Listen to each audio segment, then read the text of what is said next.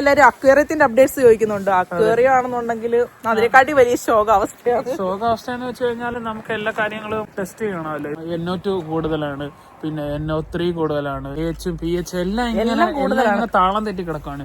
Beneficial ബാക്ടീരിയകൾ grow ചെയ്യണമെങ്കിൽ കുറച്ച് സമയം എടുക്കും. ഇതൊക്കെ ഇങ്ങനെ താളം തെറ്റി കിടക്കുമ്പോഴത്തേക്ക് എല്ലാം കൊണ്ടിട്ട് കഴിഞ്ഞാൽ അതെല്ലാം മരിച്ചു പോകും. ചെടികളെല്ലാം കിളിച്ചു. എന്നാലും നമ്മുടെ ആ വെള്ളത്തിന്റെ ആ ലെവൽ എല്ലാം ഉണ്ടല്ലോ എല്ലാം കറക്റ്റ് ആയിട്ട് വന്നു കഴിഞ്ഞാൽ ഞങ്ങൾ ഫിഷ് എടുത്തുള്ളൂ. നമുക്ക് വേണമെങ്കിൽ ഫിഷിനെ വാങ്ങിച്ചോണ്ട് വരാം, പക്ഷെ അവർ തരത്തില്ല. ഞങ്ങൾ പോയായിരുന്നു, അത് ഞങ്ങൾ വാട്ടർ ടെസ്റ്റ് ചെയ്തു. ഇപ്പൊ ഞങ്ങൾ സ്വന്തമായിട്ട് വീട്ടിൽ തന്നെയാണ് വാട്ടർ ടെസ്റ്റ് ചെയ്യുന്നത്. ഞങ്ങളെല്ലാം വാങ്ങിച്ചായിരുന്നു.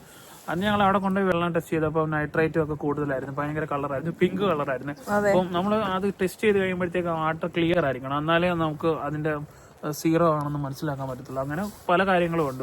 ഞാനിപ്പോഴാണ് ഇതിനെക്കുറിച്ചെല്ലാം പഠിച്ചത്. അതെ, നമ്മളിപ്പോ ജസ്റ്റ് നോക്കി വരികയാണ്. അപ്പൊ ഇത് അറിയാവുന്നവർക്കൊക്കെ ഇത് ചെറിയൊരു കാര്യമായിട്ട് തോന്നും, പക്ഷെ ഞങ്ങൾക്ക് ഇതൊന്നും അറിയത്തില്ല. അപ്പൊ ഇത് ഞങ്ങൾക്ക് വലിയ കാര്യം തന്നെയാണ്.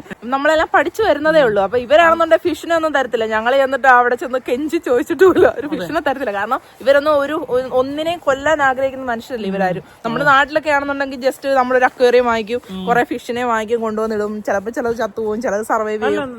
നമ്മുടെ നാട്ടിലെ ഓൾമോസ്റ്റ് മിക്ക അക്വേറിയം ഷോപ്പിൽ പോയി കഴിഞ്ഞാലും എല്ലാ ടാങ്കിലും ഒരു മരിച്ച മീനെങ്കിലും കാണും, മനസ്സിലായി. അവിടെ ഇങ്ങനെ ചത്ത് കിടക്കുന്ന ഒരുപാട് മീനുകൾ ഞാൻ കണ്ടിട്ടുണ്ട്. ഞാൻ ഇഷ്ടംപോലെ മീനുകളെ കുഞ്ഞിലെ മുതൽ വളർത്തിയിട്ടുണ്ട്, പല അക്വേറിയം ഷോപ്പിലും പോയിട്ടുണ്ട്. പക്ഷെ ഇതൊക്കെ ശ്രദ്ധിച്ച് വളർത്തുന്നവർ വളരെ കുറവാണ്, അല്ലേ?